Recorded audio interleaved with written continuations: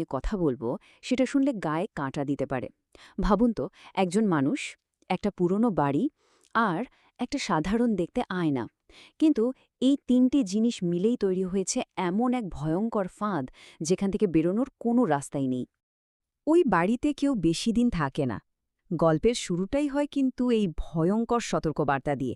আমাদের গল্পের যে নায়ক রাহুল, তাকে ঠিক এই কথাই বলা হয়েছিল, কিন্তু সে কি করল? হেসেই উড়িয়ে দিল। আর এই ছোট্ট একটা অবহেলায় তাকে এমন এক দুঃস্বপ্নের মধ্যে টেনে দিয়ে গেল, যেখান থেকে ফেরাটা প্রায় অসম্ভব ছিল।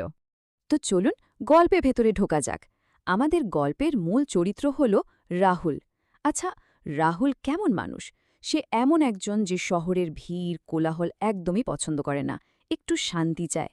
আর সেই শান্তির খোঁজেই সে শহর ছেড়ে গ্রামের এক পুরনো, বেশ নির্জন আর সস্তা একটা বাড়িতে এসে উঠল। তার একটাই লক্ষ্য ছিল শান্তি, কিন্তু কপালে তার যা জুটল সেটা শান্তির ঠিক উল্টো। আসলে রাহুলের একটা বড় ব্যাপার ছিল, ও ছিল খুব যুক্তিবাদী। মানে এই ভূত প্রেত এই সবে তার এক ফোঁটাও বিশ্বাস ছিল না। তো স্বাভাবিকভাবেই যখন গ্রামের লোকেরা তাকে ওই বাড়িটা নিয়ে সাবধান করতে গেল, সে বিষয়টাকে পাত্তাই দিল না, হেসেই উড়িয়ে দিল। কিন্তু সে তো আর জানত না যে বাড়িটা শুধু পুরনো নয়, ওটা আসলে একটা জীবন্ত অভিশাপ। প্রথম রাতটা বেশ ভালোভাবেই কেটে গেল, কোনো সমস্যা নেই। কিন্তু আসল ঘটনা শুরু হলো দ্বিতীয় রাত থেকে। ঘড়িতে তখন ঠিক ৩টে বাজে। রাহুলের হঠাৎই ঘুমটা ভেঙে গেল। মজার ব্যাপার হলো, কোনো শব্দ হয়নি, কিচ্ছু না। তবুও সে জেগে উঠল, আর তার মনে হতে লাগল ঘরের ভেতরে কেউ আছে, আর সে তার দিকে এক দৃষ্টে তাকিয়ে আছে। আর তখনই ঘরের কোণার দিকে তার চোখটা গেল। সেখানে কি ছিল? একটা পুরনো আয়না। কৌতূহল তো হবেই, তাই না? সে আয়নাটা একটু ছুঁয়ে দেখতে গেল, আর যেই না স্পর্শ করল, সঙ্গে সঙ্গে তার পুরো শরীরটা যেন কেঁপে উঠল। আয়নাটা বরফের মতো ঠান্ডা, এমন ঠান্ডা যেন কাচের ওপাশ থেকে অন্য কোনো শীতল হাত তাকে ছুঁয়ে দিল। আর এরপর থেকে যা শুরু হলো সেটা ভাবলেও ভয় লাগে। আতঙ্কটা কিন্তু একবারে আসেনি, ধীরে ধীরে বাড়ছিল। প্রতি রাতে ঠিক ৩টের সময় ভয়টা যেন আরও জীবন্ত হয়ে উঠছিল। যেমন ধরুন, দ্বিতীয় রাতে ছিল শুধু একটা অস্বস্তিকর অনুভূতি, তৃতীয় রাতে সেটাই হয়ে গেল একটা আবছা ছায়া। তারপর ওই ছায়াটা ধীরে ধীরে একটা অস্পষ্ট আকার নিতে শুরু করল। আর এভাবেই আয়নার ভেতরের ওই জিনিসটা প্রতি রাতে আরও স্পষ্ট আর ভয়ঙ্কর হয়ে উঠছিল। এরপর এলো সেই মুহূর্তটা যা দেখলে যে কারোরই রক্ত জমে যাবে। রাহুল বুঝতে পারল, আয়নার ভেতরে যাকে দেখা যাচ্ছে সে আর কেউ নয়, সে নিজেই। কিন্তু এটা তার স্বাভাবিক প্রতিবিম্ব ছিল না। আয়নার ভেতরের রাহুলের মুখে ছিল একটা অদ্ভুত অমানবিক হাসি, আর চোখ চোখ দুটো ছিল একদম সাদা, ফাঁকা, যেন দুটো শূন্য গর্ত। ভেবে দেখুন, ভয়টা এখানেই শেষ নয়। পরের রাতে তা আরও বাড়ল। রাহুল একটা শব্দ শুনতে পেল, ঠক ঠক। কোথা থেকে আসছে শব্দটা? আয়নার ভেতর থেকে, ঠিক যেন কাঁচের ওপার থেকে কেউ মরিয়া হয়ে বাইরে আসার জন্য টোকা মারছে। আর ঠিক তখনই চূড়ান্ত ভয়ের মুহূর্তটা চলে এলো। আয়নার ভেতরের ওই সত্তাটা ফিজিক্যাল ওয়ার্ল্ডের সব নিয়ম ভেঙে ফেলল। ওর লম্বা বিকৃত একটা হাত শক্ত কাঁচ ভেদ করে রাহুলের দিকে এগিয়ে আসতে লাগল। ভাবুন একবার, একটা জীবন্ত দুঃস্বপ্ন যেন সত্যি হয়ে গেল। রাহুল তো ভয়ে একদম জমে গিয়েছিল, কিন্তু শেষ মুহূর্তে কোনো মতে নিজেকে সামলে নিয়ে ঘর থেকে দৌড়ে পালালো। তখন তার মাথায় আর কিচ্ছু কাজ করছে না, শুধু একটাই চিন্তা, পালাও। এই অভিশপ্ত বাড়ি, এই ভয়ঙ্কর আয়না, সব ছেড়ে শুধু পালাতে হবে।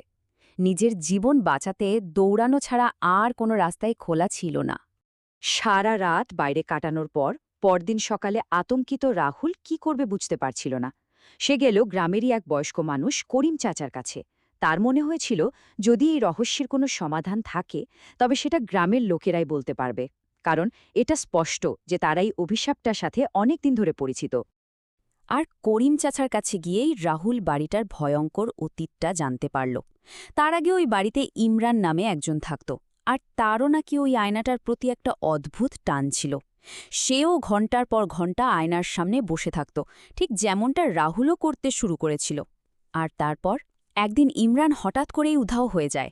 করিম চাচা যা বললেন তা আরও ভয়ঙ্কর। গ্রামের লোকেদের বিশ্বাস ইমরান আসলে ওই আয়নার ভেতরেই আটকা পড়ে আছে।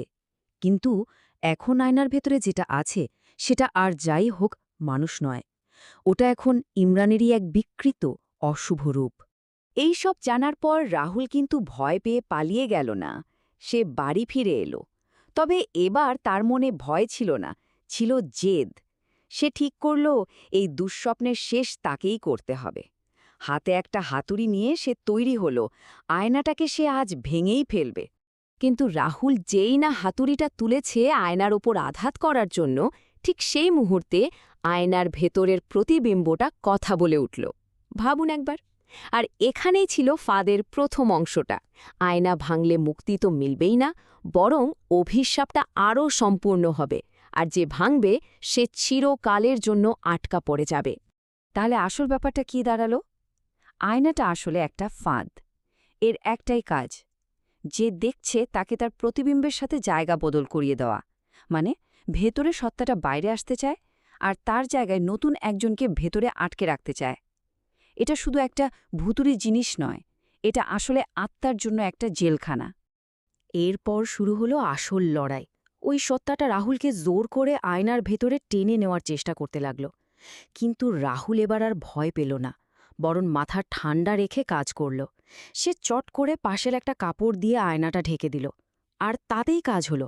সত্তাটা দুর্বল হয়ে পড়ল, কারণ ওর শক্তির উৎসই ছিল ওই চোখের সংযোগ। আর এই সুযোগেই রাহুল চোখ সরিয়ে পেছন থেকে হাতুড়ি দিয়ে আয়নাটা ভেঙে চুরমার করে দিল।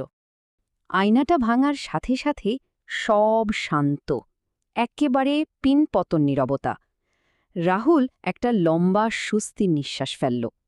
তার মনে হল, যাক, অবশেষে এই অভিশাপ থেকে সে মুক্তি পেয়েছে, সে জিতে গেছে। চারদিকে ছড়িয়ে থাকা কাঁচের টুকরোগুলোর দিকে তাকিয়ে সে ভাবল, যাক, দুঃস্বপ্নটা তাহলে শেষ হল। তো কি মনে হচ্ছে, গল্পটা এখানেই শেষ? রাহুল বেঁচে গেল আর ওই ভয়ঙ্কর সত্তাটাও শেষ হয়ে গেল? মনে তো হতেই পারে, কিন্তু আসল ভয়টা অপেক্ষা করছিল ঠিক এর পরেই, এমন এক জায়গায় যা কেউ কল্পনাও করতে পারবে না। পরের দিন সকাল হল, সবকিছু একদম স্বাভাবিক। রাহুলও ভাবল সব ঠিক হয়ে গেছে। সে গেল বাথরুমে। আর ঠিক সেখানেই তার জন্য অপেক্ষা করছিল তার জীবনের সবচেয়ে বড় এবং শেষ ধাক্কাটা।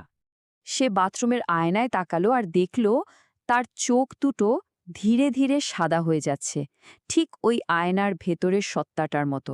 অভিশাপটা আসলে ভাঙেনি, বরং তার নিজের অজান্তেই সেটা সম্পূর্ণ হয়ে গেছে। ওই যে শেষ লড়াইয়ের সময় সত্তাটা তাকে ছুঁয়েছিল, ঠিক তখনই রাহুলের শরীরটা দখল হয়ে গিয়েছিল। আর তারপর তার মুখে ফুটে উঠল সেই একই অমানবিক শীতল হাসি, যার সাথে সে এতক্ষণ লড়াই করছিল। এখন সে নিজেই সেই সত্তা হয়ে গেছে। রাহুল শেষ পর্যন্ত হেরেই গেল। তাহলে চক্রটা কিন্তু থামেনি। রাহুলের শরীর দখল করে ওই সত্তাটা এখন একটা নতুন বাড়িতে উঠেছে। আর সেই ঘরের কোণায় নতুন শিকার ধরার জন্য একটা ছোট্ট আয়না রেখে দিয়েছে। আর জানেন, ওই আয়নার ভেতরে এখন কে আটকা পড়ে আছে? আসল অসহায় রাহুল। গল্পটা শেষ হচ্ছে নতুন শিকারের দিকে তাকিয়ে, আয়নার ভেতর থেকে রাহুলের এই হিম শীতল ফিসফিসানি দিয়ে। এই অভিশাপের চক্রটা চলতেই থাকবে, আর এটাই গল্পটাকে আরও কয়েকগুণ বেশি ভয়ঙ্কর করে তোলে।